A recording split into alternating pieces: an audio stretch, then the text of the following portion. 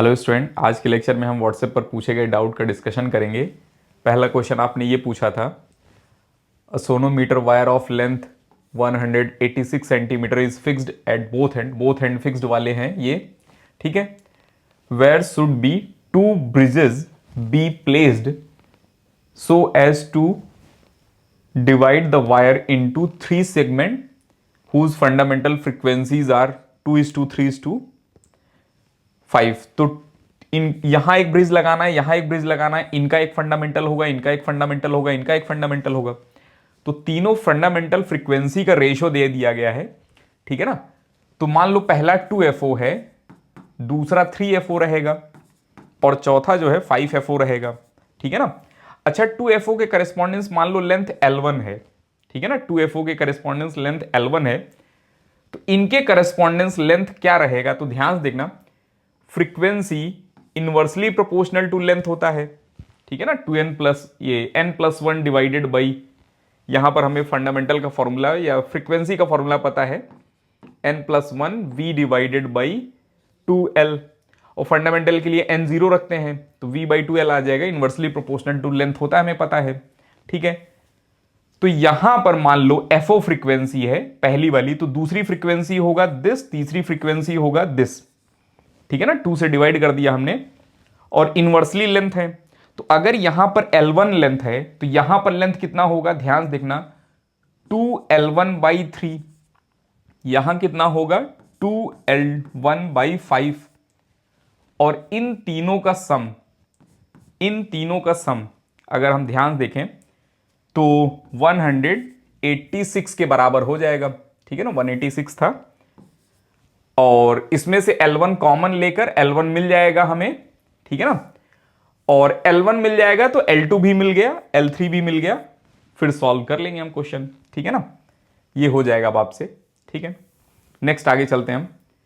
A block of mass m attached to a massless spring is performing oscillatory motion of amplitude a, ठीक है, on frictionless horizontal plane if 1/4 mass of the block break off when it is passing through equilibrium point, the amplitude of oscillation remaining system will be। तो ध्यान से समझना ये question.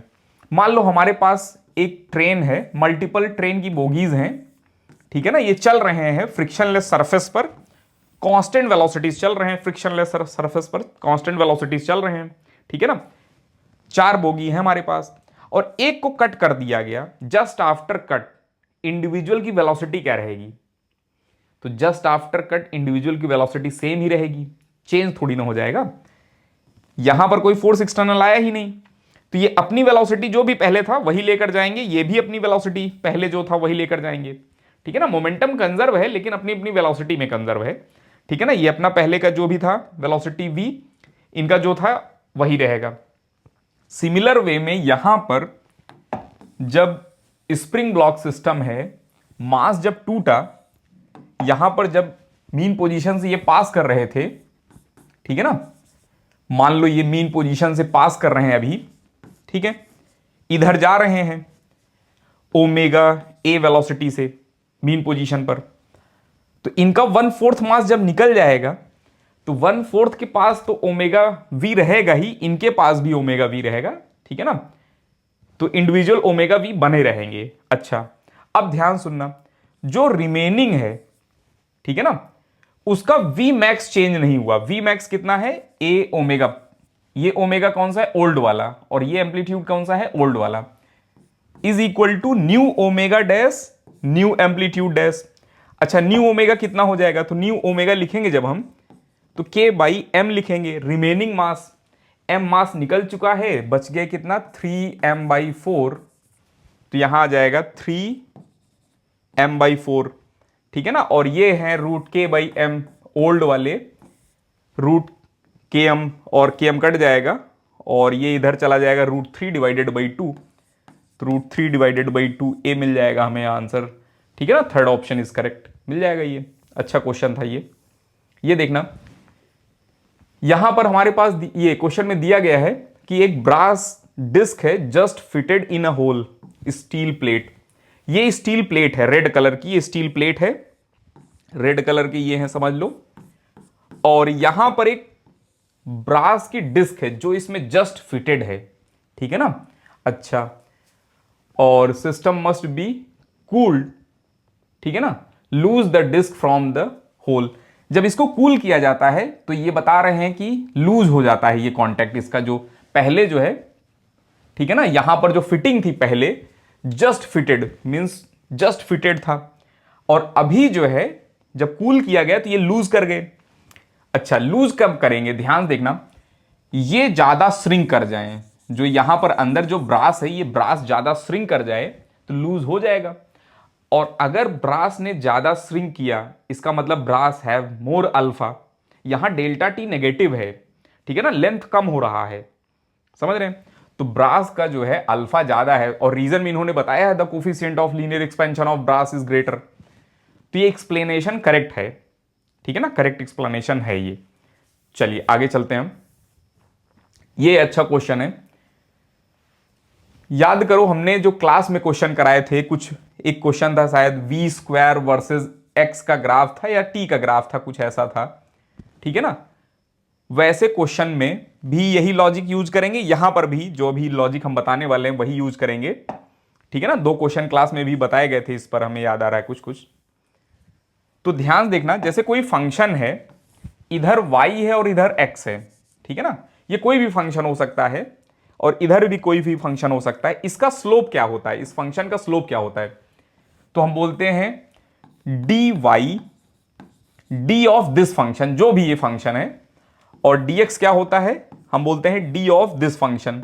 तो simply dy by dx बोल दिया जाता है, वैसे होता है d of this function y function divided by D of function in x।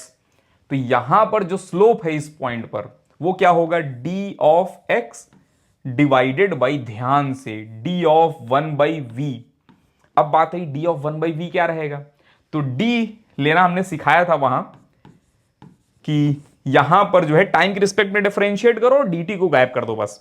तो इसको टाइम के रिस्पेक्ट में डिफरेंशिएट करो, क्या आ जाएगा, 1 by V square dv by dx आ जाएगा, ये dt आ जाएगा, और dt को नहीं लिखना होता है जब d लिखते हैं तब। तो ये क्वांटिटी मिल रही है हमें, ठीक है। और ये स्लोप कितना दिया गया है, तो ध्यान देखो, इसमें स्लोप कितना दिया गया है, 37, माइनस 37 होगा, तो माइनस टेन 37 इज 3/4। अच्छा, और हमें निकालना क्या है यहां पर, एक्सेलरेशन। तो ये क्वांटिटी पहले निकालते हैं, ध्यान देखना, 1 by V square, 1 by V square की वैल्यू कितनी है इस पर्टिकुलर पॉइंट पर, इस पर्टिकुलर पॉइंट पर 1 बाई वी की वैल्यू है 3, तो 1 बाई वी स्क्वायर की वैल्यू हो जाएगा 9, माइनस माइनस गेट प्लस, तो dx बाई डी वी यहां पर आ गया 9 इज इक्वल टू 3/4, ठीक है ना। और एक्सेलरेशन होता क्या है, तो एक्सेलरेशन होता है v dv बाई dx। तो v की वैल्यू कितनी होगी इस पॉइंट पर, 1/3, तो 1/3 लिख दिया हमने।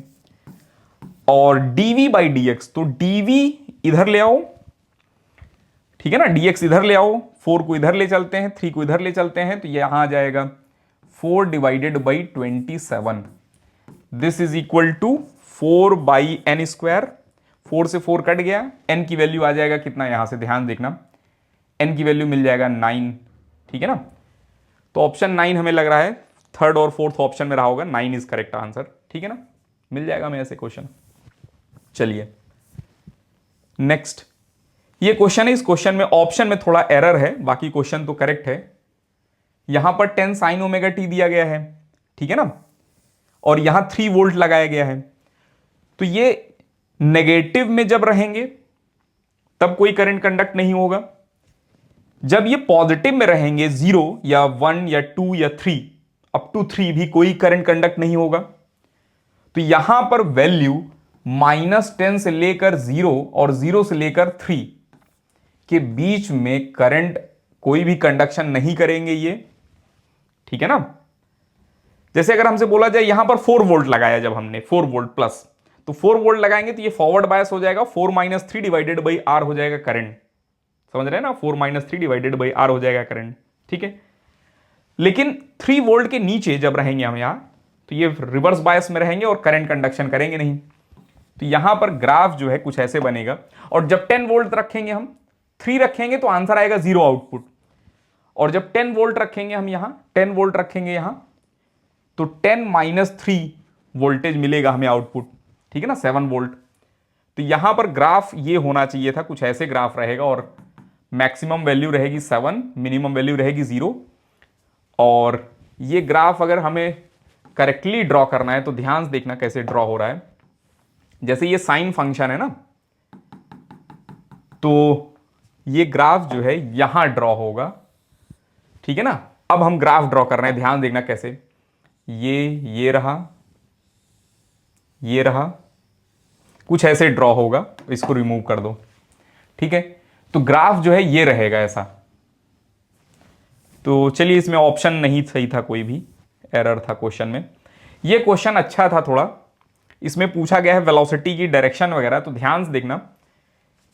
1 वाला पार्टिकल वही है, ठीक है ना, 4 वाला पार्टिकल वही है, और 7 वाला पार्टिकल वही है, और 10 वाला पार्टिकल वही है, फिर उसके बाद 13 वाला पार्टिकल वही का वही है, ठीक है। अच्छा, और 2 वाला पार्टिकल पॉजिटिव में गया है, 2 वाला पार्टिकल पॉजिटिव में गया है, मतलब x इज इक्वल टू 0 के फ्रंट वाला जो बगल जस्ट एडजेसेंट टू 1 है, एडजेसेंट टू 0 है जो पार्टिकल, वो पॉजिटिव में गया है। इसका मतलब यहां पर अगर हम y is equal to a sine kx वाली इक्वेशन से लिख सकते हैं, ठीक है ना। और ये हो जाएगा फोटोग्राफ की इक्वेशन एक तरह से, और इक्वेशन वेव की अगर लिखना हो तो साइन, यहां कहीं बताया गया है कि पार्टिकल पॉजिटिव में चल रहा है, ठीक है ना, वेव पॉजिटिव में चल रहे हैं, ठीक है ना, इसमें कहीं तो लिखा राइट, ठीक है ना, through air to the right, right side चल रहे हैं, इसका मतलब पॉजिटिव एक्स में जा रहे हैं। तो यहां पर एक्स की जगह पर लिख लेंगे हम के एक्स माइनस वी टी, और इसको ध्यान देखेंगे तो यह आ जाएगा के एक्स माइनस ओमेगा टी। ये तो वेव की इक्वेशन है, ठीक है ना। और अगर हम ध्यान से देखें t इज इक्वल टू 0 पर, t इज इक्वल टू 0 पर अगर ग्राफ बनाएंगे तो ग्राफ ये बनेगा ऐसा, ठीक है ना, y वर्सेस x ग्राफ अगर हम बनाए तो ऐसा बनेगा। ये पार्टिकल है 0 वाला, ये पार्टिकल है जो मूव नहीं किया 4, ठीक है ना, ये पार्टिकल है 7, आई थिंक था शायद 7 है, ठीक है ना। अच्छा, और 2 वाला पार्टिकल यहां था 1, ये 1 वाला पार्टिकल यहां है, 2 यहां है, 3 यहां है, 4 यहां है, 4 यहां है, 5 यहां है, 6 यहां है, 7 यहां है, 8 यहां, इस टाइप से चल रहे हैं। और एक फॉर्मूला हमने पढ़ा था, Vp is equal to minus of V into slope, याद हो तो आपको, ठीक है ना, negative of velocity of wave multiply by slope. तो पॉइंट 2 पर अगर देखें वेलोसिटी ऑफ पार्टिकल किधर रहेगा, तो स्लोप क्या है यहां पर देखो ध्यान से, पॉजिटिव। तो स्लोप अगर पॉजिटिव है तो वेलोसिटी क्या हो जाएगी, नेगेटिव में हो जाएगी, ठीक है ना। स्लोप अगर पॉजिटिव रहेगा, वेलोसिटी नेगेटिव में हो जाएगा। और अगर हम देखें ध्यान से 3 वाले पॉइंट पर, तो क्वेश्चन अब पढ़ते हैं, particle 4 is at rest at this instant. तो पार्टिकल 4 रेस्ट पर तो नहीं है, ध्यान देखना, पार्टिकल 4 रेस्ट पर तो नहीं है। क्यों रेस्ट पर नहीं है, क्योंकि ये मीन पोजीशन पर है लेकिन रेस्ट पर नहीं है। स्लोप यहां पर सबसे ज्यादा है, वेलोसिटी ऑफ पार्टिकल सबसे ज्यादा रहेगा मीन पोजीशन पे, समझ रहे हैं ना। ये स्टैंडिंग वेव नहीं है कि यहां पर रेस्ट पर रहेंगी, ये एंटी नोड वगैरह नहीं है, ये ट्रेवलिंग वेव है, ठीक है।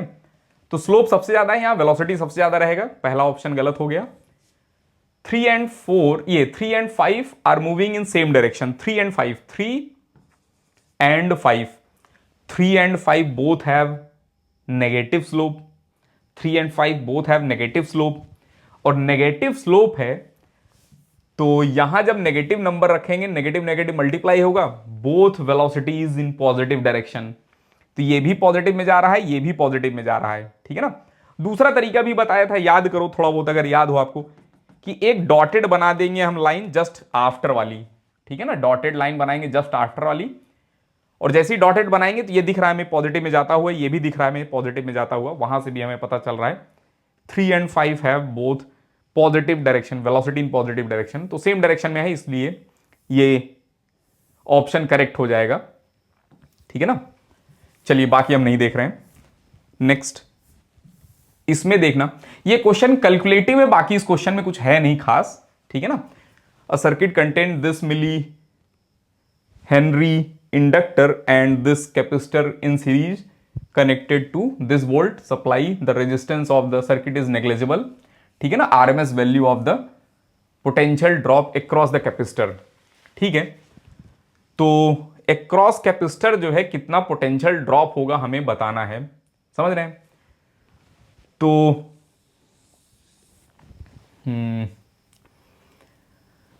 पहले हम एक्सेल निकाल लेंगे, ठीक है ना। एक्सेल हो जाएगा ओमेगा इंटू फ्रीक्वेंसी, तो ओमेगा दिया गया है, ये एक्सेल हो जाएगा ओमेगा एल, तो ओमेगा हो जाएगा 2 पाई एफ, ठीक है ना, मल्टीप्लाई बाई 120 मिली, ये हो जाएगा एक्सेल। कैलकुलेटिव है, बस हम ये पूरा सॉल्व नहीं करेंगे, ये एग्जाम में आएगा तो इतना गंदा कैलकुलेशन नहीं दिया जाएगा, वहां थोड़ा सिंपल कैलकुलेशन रहेगा, ठीक है ना। और एक्सी हो जाएगा कितना, 1 डिवाइडेड बाई ओमेगा, ठीक है, सी, ये आ जाएगा 80, और माइक्रो मतलब ऊपर चला जाएगा 10 की पावर 6, ठीक है ना। तो 1 2 3, ध्यान से 1 2 3 जीरोस जो है गायब होंगे, तो यहां 1000 बन जाएगा, 1000 डिवाइडेड बाई 8 है और पाई भी है, तो ये 8 अगर डिवाइड करेंगे तो 125 बन जाएगा, ये 125 डिवाइडेड बाई पाई, ये मिल रहा है रेजिस्टेंस ओम में, और इनका भी कुछ मिल जाएगा हमें, 1 2 3 जीरोस कट कर दिया तो ये गायब हो गए, 12 इंटू पाई मिल रहे हैं ये, ठीक है। तो दोनों का एक्सएल माइनस एक्सी करेंगे, ठीक है ना, नेट इंपीडेंस आ जाएगा, और वोल्टेज से डिवाइड कर दिया हमने, RMS voltage divided by Z कर देंगे हम, मॉड जेड, ठीक है, मल्टीप्लाई बाई क्रॉस कैपेसिटर चाहिए तो मल्टीप्लाई बाई ओमेगा, ये कैपेसिटेंस का रेजिस्टेंस रख देंगे यहां पर 125 डिवाइडेड बाई पाई, ठीक है। चलिए एक बार देखते हैं इसको, थोड़ा बहुत सॉल्व करने की कोशिश करते हैं, अगर कुछ हो जाए तो एक्सेल हो जाएगा दिस माइनस दिस, ठीक है ना। तो कोई भी रख सकते हैं, किसी को किसी से माइनस कर सकते हैं, तो यहां पर 125 डिवाइडेड बाई पाई माइनस यहां पर 12 पाई है, ठीक है। अब इसको हम मल्टीप्लाई कर रहे हैं, पाई को अंदर ले चलेंगे यहां पर, तो पाई इंटू पाई 10 होता है अप्रोक्सीमेटली, तो वो यूज कर ले रहे हैं, और ये पाई गायब हो जाएगा, तो ये हो जाएगा 125 माइनस 125 आ जाएगा, 5 से इसको कट करेंगे तो यहां पर आ जाएगा 25, और 230 इंटू 25 कर देंगे, ठीक है ना, तो आंसर आ जाएगा ये 75 का ये 5, ठीक है ना, 7 बच गया, और ये मिल जाएगा 57। खैर इसमें आंसर तो नहीं आ रहा है इससे, समझ रहे हैं ना। RMS value of potential across capacitor, calculation तो वैसे करेक्ट ही किया है, कोई कैलकुलेशन मिस्टेक तो नहीं दिख रही है हमें, ठीक है। चलिए एक बार और कर लेना, सॉल्व कर लेना, हो सकता है इधर उधर कुछ मिस्टेक हुई हो, ये मिल जाएगा आंसर, करना यही है हमें, ठीक है। नेक्स्ट देखना, ये a long straight wire along z axis carries a current I in negative z direction, ठीक है, the magnetic field vector at point 1, 0। ध्यान देखना, ये x, y, ये x एक्सिस मान लिया, y एक्सिस, z एक्सिस बाहर की डायरेक्शन होगा क्योंकि x क्रॉस y z होता है, करंट यहां पर क्रॉस है, करंट यहां पर क्रॉस है, करंट इनसाइड है, तो करंट इनसाइड है, यहां पोजीशन वेक्टर पर हमें मैग्नेटिक फील्ड लिखना है, तो इसके परपेंडिकुलर होगा इस डायरेक्शन में, ठीक है ना, कर्ल द फिंगर। तो ये डायरेक्शन कौन सी होगी, अब ध्यान देखना, if this angle is theta, this is also theta, this is 90 minus theta, this will be theta, तो यहां पर मिल जाएगा हमें b मैग्नीट्यूड, अगर हमें पता है तो ध्यान देखना, b cos थीटा j में रहेगा minus, b cos theta j में रहेगा माइनस, और b sin थीटा x में रहेगा और पॉजिटिव रहेगा, तो b sin थीटा आई कैप है। अब बात आई b की वैल्यू क्या है, तो b इज इक्वल टू है mu naught I divided by 2 pi under root of X square plus Y square, तो b की वैल्यू रख दो, और साइन थीटा, अगर ध्यान देखना साइन थीटा कैसे निकाल रहे हैं हम, ये लेंथ है x, ये लेंथ है y, ये लेंथ है under root X square plus Y square, तो साइन थीटा हो जाएगा Y divided by under root X square plus Y square, और ये कहाँ गए, कॉस थीटा हो जाएगा बेस अपॉन हाइपोटेनियस। बहुत ही सिंपल है, वैल्यूज पुट करो आंसर आ जाएगा, ठीक है ना। नेक्स्ट ये देखना ध्यान से, इसमें यहां पर और गेट है, यहां एंड है, तो ये ए डॉट बी है, ये ए प्लस बी है, और यहां पर लगा हुआ है नैंड, ठीक है ना। तो ए डॉट बी और डॉट यहां पर मिल जाएगा ए प्लस बी, ठीक है ना, और ये होल बार है ये। इसको अगर हम पहले सॉल्व करें, बार को रहने दो, इसको पहले सॉल्व करते हैं, तो ध्यान से देखना, तो यहां पर लिख सकते हैं ए डॉट बी, ठीक है ना, डॉट ए, एक तरह से ए मल्टीप्लाई बाई बी है, तो ए स्क्वायर, ए डॉट ए कितना होता है, ए ही होता है, तो यहां पर आ जाएगा ए डॉट बी ही रहेगा। और जब इसको इसमें मल्टीप्लाई करेंगे हम, जब इसको इसमें मल्टीप्लाई करेंगे, तो यहां पर मिल जाएगा हमें A multiply by B multiply by B, तो बी डॉट बी क्या होता है, बी ही होता है, बी स्क्वायर बी ही रहेगा, तो यहां पर भी ए डॉट बी ही बनेगा, और ए डॉट बी का सम जो है ए डॉट बी ही रहेगा, तो यहां ए डॉट बी का बार रहेगा, ठीक है ना। तो बेसिकली यहां जो आउटपुट मिल रहा है हमें, जो आउटपुट मिल रहा है वो नैंड मिल रहा है हमें, ठीक है ना। तो 0 0 पर क्या देगा रिजल्ट, ये 1 दे देगा, और 1 0 पर क्या देगा, ये 1 0 पर भी 1 दे देगा, ठीक है ना। एक भी अगर 0 हुआ तो 1 रिजल्ट रहेगा, इस पर भी 1 रहेगा, और लास्ट वाले भी 0 रहेगा, तो रिजल्ट रहेगा 1 1 1 0। लेकिन इसमें कोई ऑप्शन सही नहीं लग रहा है, ठीक है ना, और मोस्ट अप्रोप्रिएट हमें ये लग रहा है फोर्थ ऑप्शन, तो फोर्थ को ही टिक करेंगे, बाकी तो इसमें कोई करेक्ट है नहीं, क्योंकि यहां 4 जो है कॉमन दिए गए, this this this this 4 coordinates दिए गए, और यहां आंसर 3 में दिया जा रहा है, ठीक है ना। तो इस वजह से आंसर जो है फोर्थ ही करेक्ट रहेगा, ठीक है। चलिए, और तो इसमें एक दो क्वेश्चन और थे डाउट, लेकिन वो काम के नहीं अपने, इसलिए हम उसको नहीं डिस्कस कर रहे हैं यहां पर, ठीक है ना। चलिए, फॉर्मूले पे मेन आप कॉन्सेंट्रेट करना, फॉर्मूला अगर याद रहेगा तो काम बन जाएगा हमारा अच्छे से, ठीक है ना। कोशिश करना है सारे फॉर्मूले वगैरह याद रहें, ठीक है ना।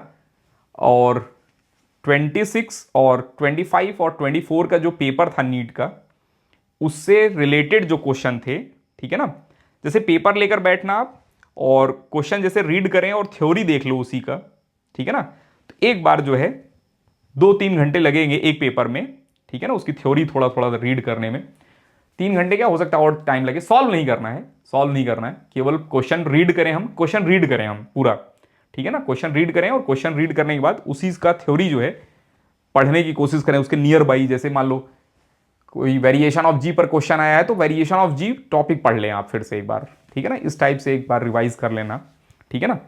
24, 25 और 26 जो पेपर हुआ था अभी, ठीक है ना, ये 3 पेपर आप फिर से एक बार देख लेना।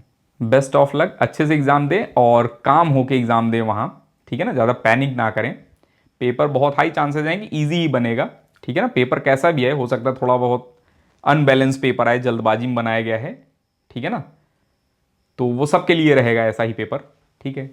तो केवल हमें बिना पैनिक किए काम होके अच्छे से पेपर देना है, ठीक है। फॉर्मूला वगैरह याद करते रहें हम, लास्ट मोमेंट पर कोई नया क्वेश्चन ट्राई ना करें अब, ठीक है, तो अच्छा रहेगा हमारे लिए।